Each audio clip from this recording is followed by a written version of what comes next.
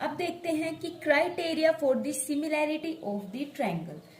अब तक हमने क्या देखा है उस चीज को पहले थोड़ा सा रिकैप कर लेते हैं। ठीक है, हमने लास्ट वीडियो में देखा है कि जब दो ट्रायंगल को मैं सिमिलर कब कहती हूँ, तब उनकी कोरस्पॉन्डिंग एंगल मेरे पास इक्वल होते हैं और जो उनकी कोरस्पॉन्डिंग साइड होती है ना वो मेरे पास इक्वल रेशियो में होते हैं। कैसे, क्या मतलब, क्या कोरस्पॉन्डिंग एंगल, क्या कोरस्पॉन्डिंग साइड, लास्ट वीडियो नहीं देखी है जिसने तो वो इधर देखो। ए बी सी और डी ई एफ, मैंने कोई भी दो मेरी ट्रायंगल कंसिडर कर ली, A B C and D E F. Corresponding angle क्या होते हैं, this angle and this angle, ये दोनों, ये दोनों, ये दोनों, ये सभी मेरे पास क्या है, कोरस्पॉन्डिंग एंगल। कोरस्पॉन्डिंग साइड क्या है, यदि ये साइड इस साइड है तो इसकी ये वाली साइड, फिर ये वाली साइड अपॉन ये वाली side and this side upon this side.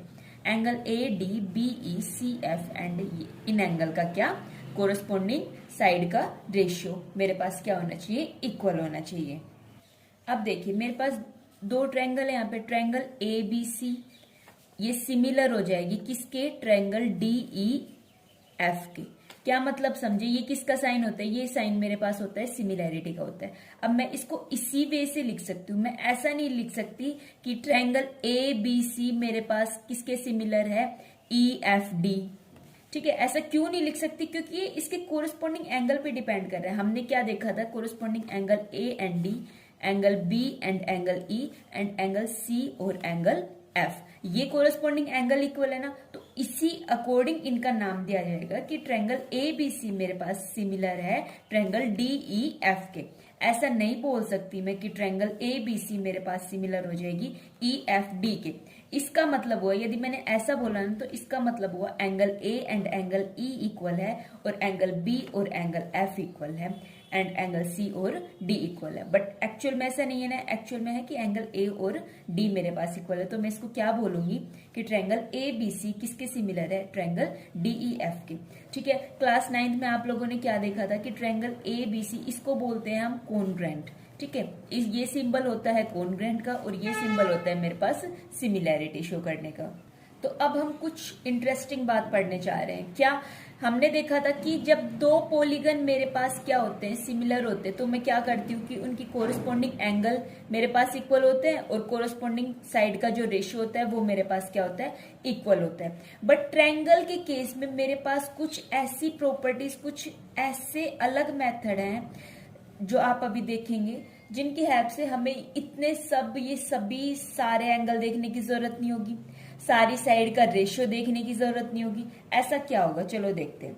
ठीक है, सबसे पहले हमने ड्रा कर लिया, ये एक्टिविटी 4 देखी। ये एक्टिविटी कह रही है, ये मेरे पास एक लाइन ड्रॉ की मैंने BC और EF। BC है 3 सेंटीमीटर, EF है मेरे पास 5 सेंटीमीटर। ठीक है, फिर मेरे पास एक एंगल फॉर्म हो रहा है, कौन सा, ABC, कितने डिग्री, 60 डिग्री। सेम इसी टाइप से कौन सा एंगल, BCA, इतना कौन सा, 40 डिग्री। एंड जो रे है मेरे पास BP एंड CQ, ये आपस में इंटरसेक्ट कर रही है। सेम कॉन्सेप्ट एक इस ट्रायंगल के साथ हो रहा है, वो ही सेम कॉन्सेप्ट किसके साथ हो रहा है, दूसरी वाली ट्रायंगल के साथ हो रहा है। इसका एंगल 60 है, ये एंगल 60, ये एंगल 40 है, ये एंगल 40 है।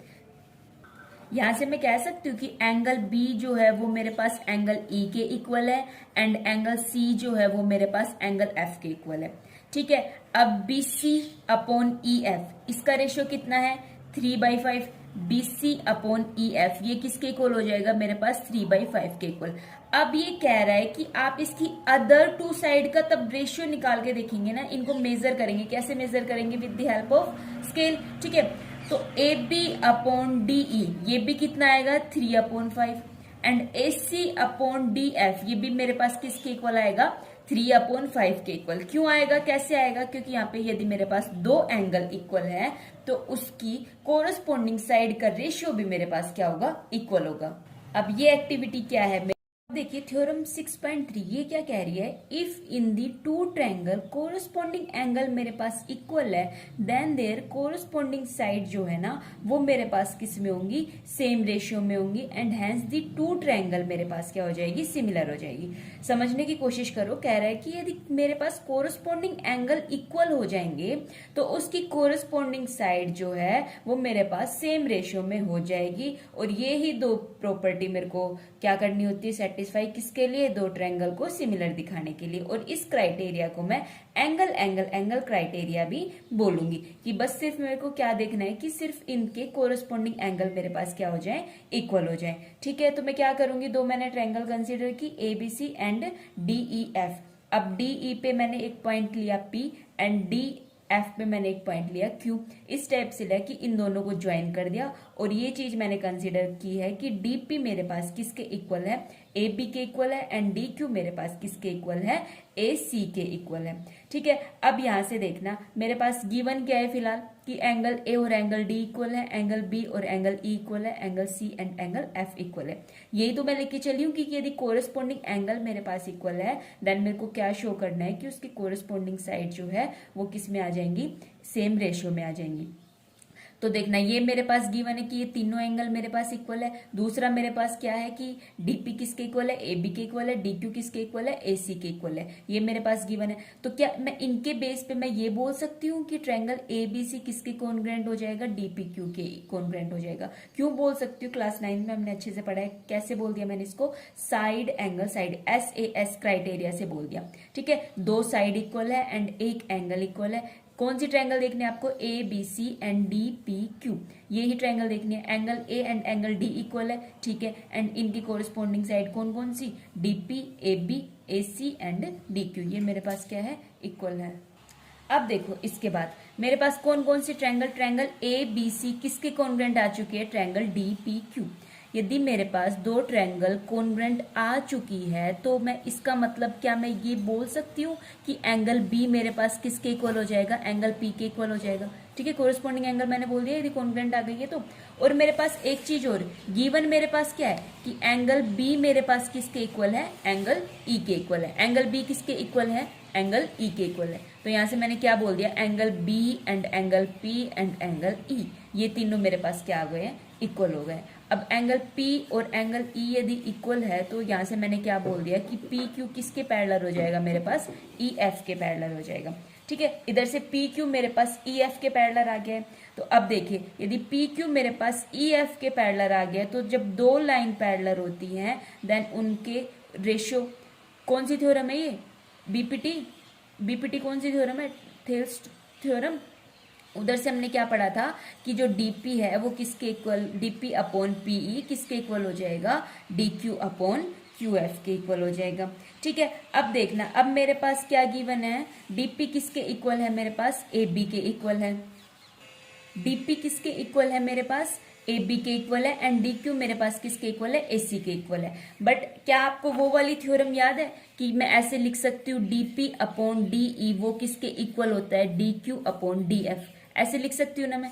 अब यहाँ पे DP मेरे पास किसके इक्वल है, देखिए इधर DP मेरे पास AB के इक्वल है एंड DQ मेरे पास किसके इक्वल है, AC के इक्वल है। तो यहाँ से मैं इधर लिख सकती हूँ, क्या लिख सकती हूँ, AB अपॉन DE किसके इक्वल लिख सकती हूँ, AC अपॉन DF। तो इधर देखिए वही आ गया, AB upon DE is equals to AC upon DF। ठीक है, अब पता चला ये वाई हाउ ये लिख रखा है, इन सब का आंसर मिला ना। अब मेरे पास ये दोनों साइड मेरे पास इक्वल रेशियो में आ गई है। तो यहाँ से अब इस इक्वेशन से एंड इस इक्वेशन से मैंने क्या लिख दिया, इन तीनों साइड मेरे पास इक्वल आ गई है। तो कुछ नहीं है, मैं लेके क्या चली थी कि मेरे पास तीनों कोरस्पॉन्डिंग एंगल मेरे पास क्या है, इक्वल है। शो क्या करना है कि इनकी कोरस्पॉन्डिंग साइड जो है वो मेरे पास इक्वल रेशियो में होनी चाहिए।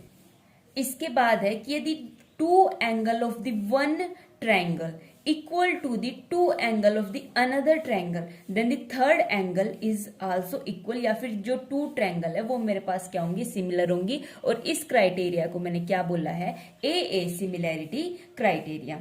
ठीक है, फिर अब इसके बाद कह रहे जो अभी अभी हमने थ्योरम पढ़ी है कि यदि एंगल इक्वल होंगे तो उसकी जो कोरस्पॉन्डिंग साइड है वो मेरे पास क्या हो जाएंगी, इक्वल हो जाएंगी। क्या इसका कन्वर्स भी ट्रू है, कन्वर्स क्या होगा कि यदि कोरस्पॉन्डिंग साइड मेरे पास इक्वल रेशियो में तो उनके एंगल भी इक्वल होंगे या नहीं होंगे। तो इसके लिए पहले ये एक्टिविटी देखते हैं। ठीक है, इस एक्टिविटी में क्या है, मेरे पास दो ट्रायंगल है ABC एंड DEF। अब यहाँ पे AB मेरे पास 3 है, BC मेरे पास 6 है एंड मेरे पास CA कितनी है, 8 सेंटीमीटर है। सेम इसी टाइप से EF 9 सेंटीमीटर है, DE मेरे पास 4.5 है एंड DF मेरे पास कितनी है, 12 सेंटीमीटर है। अब इन सभी का मैंने क्या निकालना है, रेशियो निकालना है। 3 अपॉन 4.5, 8/12, 6/9, इन सभी का जब मैं रेशियो निकालूंगी क्या आ जाएगा 2/3। समझ में आ रहा है ना। 8/12 किसके इक्वल हो जाएगा 2/3 के।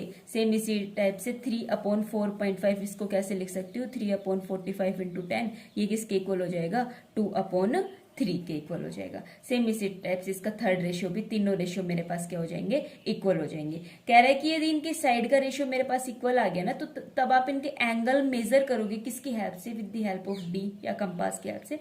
तो आप इनके कोरिस्पोंडिंग एंगल भी ऑब्जर्व करोगे कि वो भी मेरे पास क्या आ रहे हैं इक्वल आ रहे हैं। ठीक है, अब कह रहे हैं कि इस एक्टिविटी को आप किन्हीं भी दो ट्रायंगल पे अप्लाई कर सकते हो जिनकी कोरिस्पोंडिंग साइड का रेशियो मेरे पास क्या होगा इक्वल होगा। ठीक है, अब थ्योरम देखिए 6.4, ये भी एक इंपॉर्टेंट थ्योरम है। ये कह रही है if in the two triangle side of the one triangle are proportional to the side of the other triangle, दो ट्रायंगल के अंदर साइड, एक ट्रायंगल की साइड किसके प्रोपोर्शनल है दूसरे ट्रायंगल की साइड के, तब जो उनके कोरस्पॉन्डिंग एंगल होंगे वो मेरे पास क्या होंगे इक्वल होंगे, and hence the two triangle मेरे पास क्या हो जाएगी सिमिलर हो जाएगी। और इस क्राइटेरिया को मैं क्या बोलूंगी side side side, SSS similarity criteria. ठीक है, तो इस थ्योरम को हम कैसे प्रूफ करते हैं, दिस थ्योरम को हम प्रूफ करेंगे कोई भी दो ट्रायंगल लेके ABC एंड DEF ट्रायंगल मैंने कंसीडर की। ठीक है, कह रहा है कि उनकी कोरस्पोंडिंग साइड का जो रेशियो है वो मेरे पास क्या है इक्वल है। तो ABC एंड DEF इनकी कोरस्पोंडिंग साइड का रेशियो इक्वल है, तो ये बात मेरे पास क्या है गिवन है। सेम जैसा लास्ट थ्योरम में क्या था कि DE पे एक मैंने पॉइंट P लिया है एंड DF पे मैंने एक पॉइंट Q इस टाइप से लिया है कि उन दोनों को ज्वाइन किया है, एंड जो DP है वो AB के इक्वल है, एंड जो DQ है वो मेरे पास किसके इक्वल है AC के इक्वल है। PQ को मैंने क्या कर दिया है ज्वाइन कर दिया है। अब देखना मेरे पास एक इससे पहले जो इक्वेशन आई थी वो मेरे पास क्या थी कि AB/DE किसके इक्वल हो जाएगा BC/EF के, और which is also equals to CA/FD। ठीक है, अभी बीच वाला कंसीडर नहीं करके मैं, ये दोनों भी तो मेरे पास इक्वल है। अब AB किसके इक्वल है DP के इक्वल है, तो यहाँ पे मैंने क्या लिखा DP/PE। ठीक है, फिर इसके बाद DQ मेरे पास किसके इक्वल है AC के इक्वल है। अरे देखो मेरे पास क्या गिवन है, मेरे पास ये गिवन है AB/DE is equals to BC/EF is equals to CA/FD। मैंने क्या कंसीडर किया है कि AB/DE is equals to CA/FD। क्या मैं ऐसा लिख सकती हूँ, बिल्कुल लिख सकती हूँ। फिर इसके बाद मेरे पास क्या है कि DP मेरे पास किसके इक्वल है AB के इक्वल है, एंड जो DQ है वो मेरे पास किसके इक्वल है AC के इक्वल है। तो मैंने वो ही किया है AB किसके इक्वल है DP के इक्वल है DP/DE। ठीक है, फिर इसके बाद AC किसके इक्वल है DQ के इक्वल है DQ/FD या DF, इतना मैं लिख सकती हूँ। ठीक है, ये क्या हुआ DP/DE किसके इक्वल हो गया DQ/DF के इक्वल हो गया। ठीक है, अब ये मेरे पास क्या है, इसके बिहाफ पे क्या मैं ऐसा लिख सकती हूँ कि PQ मेरे पास पैरेलल है EF के। अरे भैया ऐसी थ्योरम की थी ना कि यदि PQ मेरे पास EF के पैरेलल होता है तब ये मेरे पास कोरस्पोंडिंग रेशियो में ऐसे, मतलब कोरस्पोंडिंग नहीं सॉरी, मतलब इनका रेशियो DP/DE ये मेरे पास इक्वल होता है। या फिर मैं इस चीज को ये भी तो लिख सकती हूँ DP/PE वो मेरे पास किसके इक्वल होता है DQ/QF के इक्वल होता है। ठीक है, तभी भी मेरे पास क्या हो जाएंगी PQ मेरे पास किसके पैरेलल हो जाएगा EF के पैरेलल हो जाएगी। ये मेरे पास क्या है कन्वर्स है किसका बेसिक प्रोपोर्शनैलिटी थ्योरम का। ठीक है, फिर इसके बाद देखो इसके बाद क्या करना है, अब ये PQ मेरे पास पैरेलल हो गया EF के, तो क्या मैं ऐसा लिख सकती हूँ कि एंगल P जो है एंगल E के इक्वल है, एंड एंगल Q जो है एंगल F के इक्वल है। PE के इक्वल है QF के इक्वल है। जब दो लाइन पैरेलल होती है तो उनके एंगल भी मैंने इक्वल किए। अब दो एंगल मेरे पास इक्वल है, तो इससे पहले अभी मैंने क्या देखी थी एंगल सिमिलैरिटी क्राइटेरिया देखा था। यदि दो एंगल मेरे पास इक्वल है तो क्या मैं ऐसा बोल सकती हूँ कि triangle DPQ and triangle DEF ठीक है किसके सिमिलर हो जाएगा ट्रायंगल DEF के सिमिलर हो जाएगा। अब ये सिमिलर हो गई तो क्या मैं ऐसा बोल सकती हूँ कि DP अपॉन क्या DE is equals to DQ upon DF किसके इक्वल हो जाएगा PQ अपॉन EF के इक्वल हो जाएगा। अरे सिर्फ इस ट्रायंगल को देखो, ठीक है इस ट्रायंगल में डी पी क्यू को देखो, फिर डी ई एफ को देखो, क्या क्या है मैंने डीपी अपॉन डी ई किसके equal, D Q upon E F के इक्वल, एंड जो थर्ड साइड होगी वो भी मेरे पास क्या होगी, इक्वल होगी। ठीक है, ऐसा मैंने बोला। और मेरे पास एक इक्वेशन क्या गिवन थी, ये वाली गिवन थी।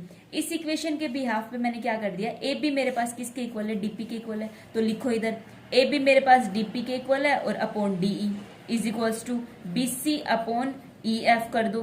ठीक है, ए सी किसके इक्वल है, डी क्यू के इक्वल है, डी क्यू अपॉन क्या हो गया मेरे पास, एफ डी हो गया। अब इस इक्वेशन को एंड इसको, इन दोनों को मेरे ध्यान से देखो, DP upon D, DP upon D, ठीक है, P Q upon F D, P Q upon F D. अब मेरे पास ये दोनों रेशियो इक्वल ले लो, वैसे ये सारे इक्वल होंगे। किस टाइप से लिख सकते हो मैं इसको, DP upon D E is equals to D Q upon D F is equals to P Q upon E F which is also equals to B C upon E F. जब सभी equal होते हैं तो मैं कोई भी ये दोनों ले सकती हूँ। ठीक है, नीचे दोनों के क्या है, ई एफ से ई एफ कैंसिल, तो क्या मैं यहाँ से P Q is equals to B C लिख सकती हूँ ना। ठीक है, तो इधर वो ही आया है, P Q is equals to B C आया है। अब कैसे आया है ये पता चल गया। ठीक है, अब जब B C equals to P Q हो गया तो क्या मैं ए बी सी और डी पी क्यू को कॉन्ग्रुएंट बोल दूं? क्यों बोल दूं? अरे D P A B A C D Q and B C किसके इक्वल हो गया मेरे पास, पी क्यू के इक्वल हो गया। तीनों साइड मेरे पास क्या हो गई, इक्वल हो गई। तो एस एस एस क्राइटेरिया से मैंने इन तीनों को क्या बोल दिया है, कॉन्ग्रुएंट बोल दिया है। अब यदि तीनों कॉन्ग्रुएंट है तो इसका मतलब क्या हुआ कि angle A and angle D equal है, एंगल बी और ई इक्वल है, एंगल सी एंड एफ मेरे पास क्या है, इक्वल है। ये तो मेरे को शो करके दिखाना था कि यदि कोरस्पॉन्डिंग साइड मेरे पास इक्वल रेशियो में है तो उसके कोरस्पॉन्डिंग एंगल भी मेरे पास क्या होंगे, इक्वल होंगे। ये समझ में आया ना इसको, ये डायरेक्ट कैसे लिख दिया, क्योंकि ये तो ट्रायंगल कॉन्ग्रुएंट हुई थी डी पी क्यू के। अरे एंगल पी और ई तो इक्वल है, ये ऊपर देखो, और एंगल क्यू और एफ इक्वल है, इस वजह से मैंने इसको क्या लिख दिया, डायरेक्ट लिख दिया। ठीक है, एंगल ए और डी तो मेरे पास इक्वल थे, इसलिए मैंने इसको क्या लिखा है, डायरेक्ट लिखा है।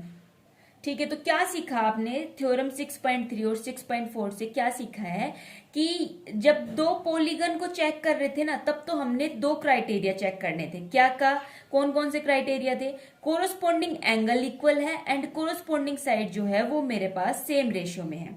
ठीक है, लेकिन किस केस में, ट्रायंगल के केस में हर बार ये चेक करना जरूरी नहीं है। क्यों नहीं है? यदि मेरे पास तीनों एंगल कोरस्पॉन्डिंग एंगल इक्वल हुए तो साइड का रेशियो इक्वल हो जाएगा, तो फिर वो सिमिलर हो जाएंगे। या फिर थ्योरम 6.4 में देखा कि यदि साइड का रेशियो मेरे पास इक्वल हो जाएगा तो उसके कोरस्पॉन्डिंग एंगल भी इक्वल हो जाएंगे। तो हर बार ये दोनों चीज मेरे को चेक करने की जरूरत नहीं है, कोई भी एक हो जाए ना वैलिड, तो मैं इनकी हेल्प से क्या कर सकती हूँ, चेक कर सकती हूँ। अब एक और एक्टिविटी देखिए, कह रहे हैं मेरे पास दो ट्रायंगल है A B C and D E F, इस टाइप से कि एंगल ए मेरे पास 50 डिग्री है, ए बी 2 सेंटीमीटर है, ए सी 4 सेंटीमीटर है, एंगल डी मेरे पास 50 है एंड साइड डी ई मेरे पास 3 सेंटीमीटर है एंड डी एफ मेरे पास क्या है, 6 सेंटीमीटर है। तो यहां से सबसे पहले आपको क्या दिख रहा है कि एंगल ए मेरे पास किसके इक्वल है, एंगल डी के इक्वल है। कितना है, 50 डिग्री है। और तब मैं रेशियो निकाल रही हूं A B upon D E, वो किसके इक्वल आ रहा है, 2/3 के।